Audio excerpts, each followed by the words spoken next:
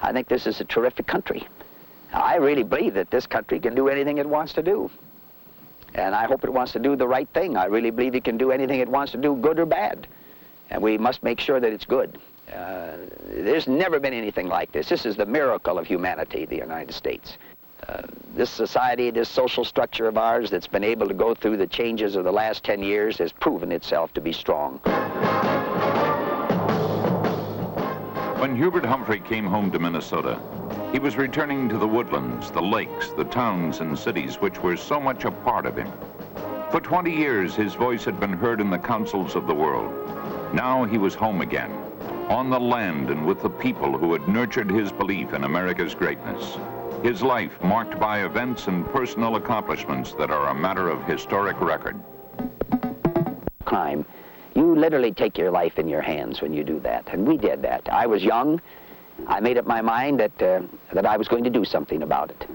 And we on the police department had just about given up hope of ever having a mayor who would have the guts and the honesty to clean up that situation. So when young Humphrey came along, I think he was 30, 31 or 2 years old, something like that, we went to work and we closed Minneapolis tight. And I liked the cut of his jib. I knew that if I didn't do something about it, I'd most likely end up being just a failure as a mayor and never get any place. And what's more is I'd always had to work very hard, and I saw no reason that somebody should be able to cheat their way into wealth. Now, anyone who thinks that it doesn't take guts and it doesn't take honesty to smash a multi-million-dollar racket in a large city had better guess again. Humphrey had the guts and he had the honesty. I think the first duty of an elected official is to give people protection, honest protection of life and property. I believe that's where you start. But I didn't want my city to be known just for its police department. I wanted it known for its schools and its parks and for its new buildings and for its jobs and for what we did for people. And in the governmental process is to take a good idea, shape it, be willing to reshape it, but hold the idea and then fight for it.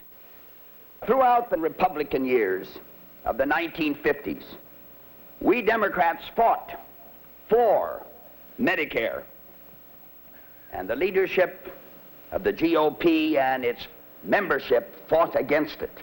But we kept fighting. And in 1965, Medicare became the law of the land, even though 93% of the Republicans in the House of Representatives, even as late as 1965, tried to kill it. But they couldn't succeed. Across 16 years, one legislative milepost after another rose to testify to Hubert Humphrey's concern for old and young alike. He was in the vanguard of those who fought for greater federal aid to schools. He championed the federal food stamp program, support for farmers, and civil rights. And on the Senate floor, it would be Hubert Humphrey who led the way in giving youth a real chance to work for peace. This guy feels these things in his guts. When he speaks out about the problems of the poor, or the problem of the guy out on the land, the farmer on the land, he's talking from memories that are very vivid. The lessons that we learned from the Depression in the 1930s will still serve us well, and Hubert Humphrey learned those lessons out here in the school of hardship. It's a wonderful thing to live in a country that offers such opportunity. But my friends, it hasn't offered that same opportunity to everybody. And what Lincoln was trying to teach us was that we must open the gates of opportunity. That it wasn't good enough just to have some of us who had a chance. That every man must have a chance.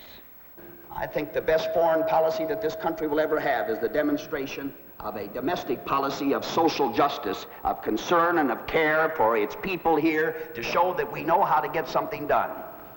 The worst kind of hypocrisy is to promise great things to other people when you can't even do little things for your own people. It's deception with compound interest.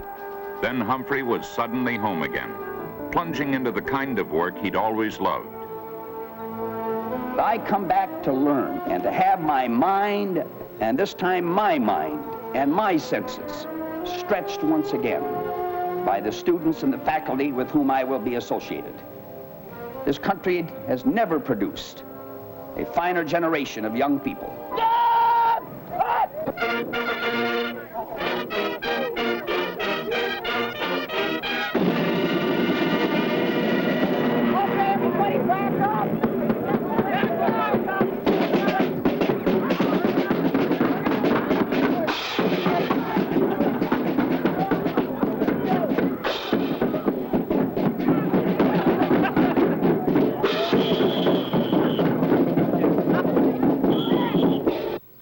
There was now more time for experiencing the joys of outdoors, for relaxing moments with old friends. First gun I ever had was a 410. I'll never forget the first time. Over and under, or no? No, just a double barrel 410. Mm-hmm. And my father gave it to me for Christmas. And I went out hunting with a group of older fellows. I was just a kid, you know, and went duck hunting.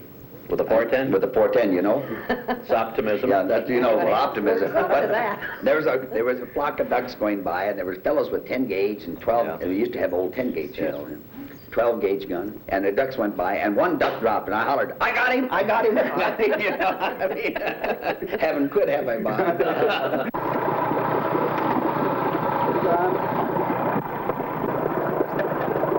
It's just not got the right hook on there. There's something wrong. You know what we may do is just get a drop light.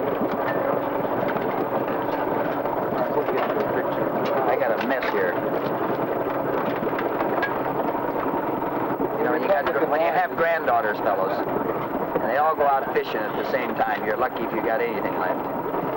But it's all worth it. Ankles together and toes pointed. Very good. Careful. That's the girl. It is all worth it. For Hubert Humphrey, his wife Muriel, his children, and his grandchildren are really what life's about. Your blanket is on you. Hmm? Your blanket's in the bedroom. You want to go get dressed? Is that right? How about a kiss on my nose first?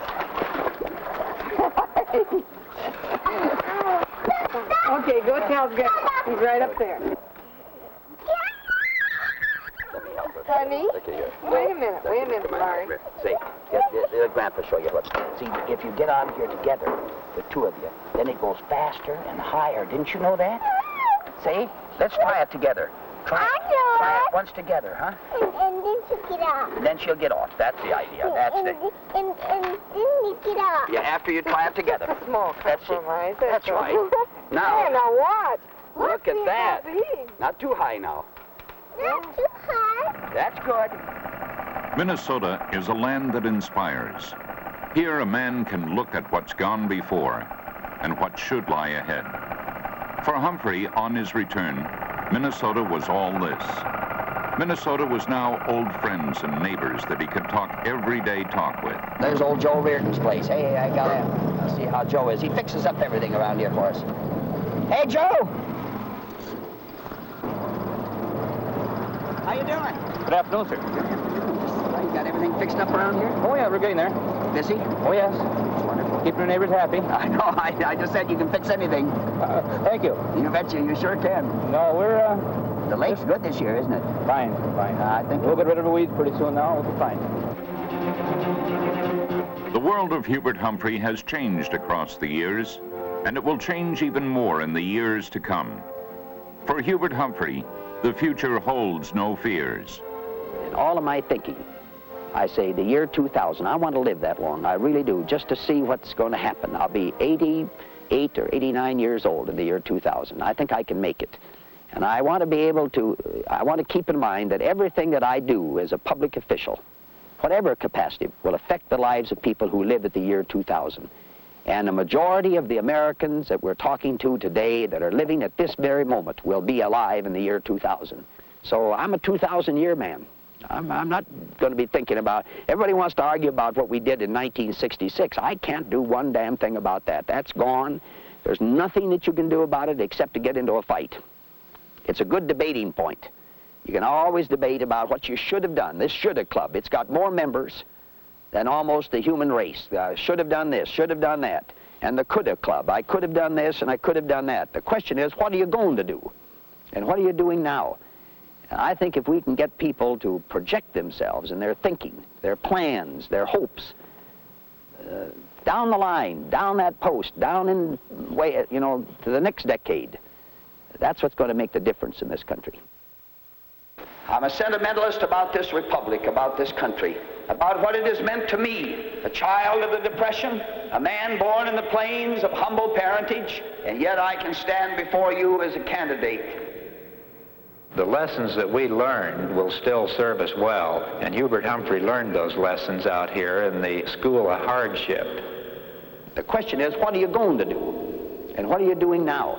And I think if we can get people to project themselves in their thinking, their plans, their hopes to the next decade, that's what's going to make the difference in this country.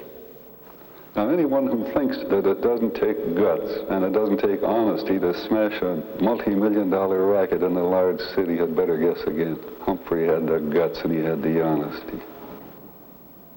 The worst kind of hypocrisy is to promise great things to other people when you can't even do little things for your own people.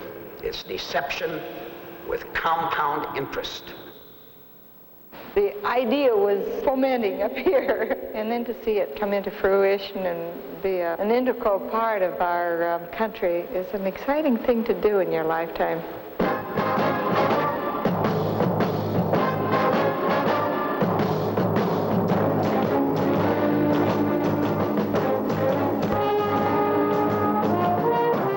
This society, this social structure of ours that's been able to go through the changes of the last 10 years has proven itself to be strong. There's never been anything like this. This is the miracle of humanity, the United States.